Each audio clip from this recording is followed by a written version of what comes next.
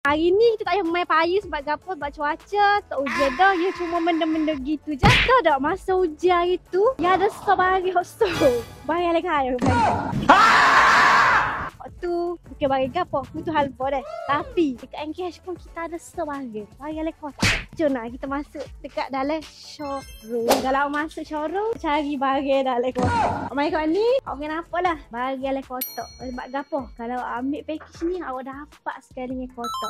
Ni untuk couple view lah. Kalau musim-musim hujan, semua sangatlah untuk couple view sebabnya awak boleh letak dalam kereta, hilangkan bau hapuk dalam kereta hujan ni. Couple view hak ni hak special saya suka ni sebab gapo? Dia mari sekali dengan kotak. Awak order perfume, tak mikir dia pasal kotak, pasal brand. Sebab gapo kita buat siap-siap untuk awak. Ni model 100 botol je. Untuk design pula awak boleh pilih awak nak warna gapo. Untuk 10 ml ni awak boleh pilih botol dia, botol clear pack tak gini. Warna tali ni awak boleh pilih lah. Tak ada lebih kurang 10 warna tali lah. Kalau 1 botol ni awak boleh pilih lah warna. Dan untuk ni pun kita bagi awak 100% parti lah. Tanpa campuran DPM. Kalau berminat untuk dapatkan package perfume beserta jenama sendiri ni, awak kalau dekat awak boleh saja walk in ke NKH Perfume. Tapi kalau jauh awak boleh saja klik link di bio saya atau mana-mana tim saya ada dekat NKH. Dan kalau video ni lalu awak punya FYP, awak jangan lupa repost untuk bagi info kepada kenalan yang lain.